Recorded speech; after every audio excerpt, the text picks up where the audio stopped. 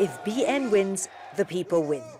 That is the campaign message from BARISAN NASIONAL, the National Front, wooing voters with promises of stability and prosperity. The right-wing coalition had ruled Malaysia since independence in 1957, but anger about government corruption led to its first defeat in the last general election. We have to tackle this perception, manage this perception. Getting rid of corruption is something Barisan Nasional is committed to. It's not just a rhetoric. The allegations taint many of its top politicians, including leader ZAHID HAMIDI, who's on trial for money laundering and bribery. Former Chairman Najib Razak, who served as Prime Minister for nearly 10 years, has been jailed for corruption linked to the looting of State Investment Fund 1MDB. He faces more trials in connection with the multi-billion-dollar financial scandal. Both men say they're victims of political persecution. The coalition returned to power in 2020, after defections led to the collapse of the then-ruling alliance. Since then, it has won 2 state polls and several by-elections.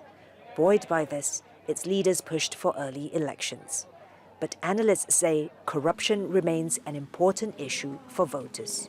Many voters still realize that the change that came in 2018, the court cases and the final jailing of former Prime Minister Najib Razak, is just the beginning of what is supposed to be an ongoing process of cleaning up government and putting things back in order.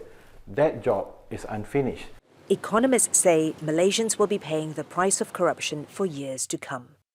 It destroys the confidence that you have on institutions. And I think the moral corruption is much bigger impact because more long-lasting. Once trust is broken, to regain it is very difficult.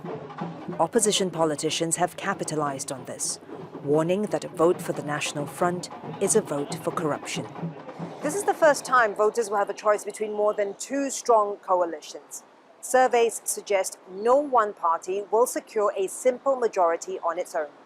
A hung parliament means alliances will have to be forged. And that means not only is this election too close to call, but it would be unwise to rule out any possibilities. Florence, Looi, Al Jazeera, Kuala Lumpur.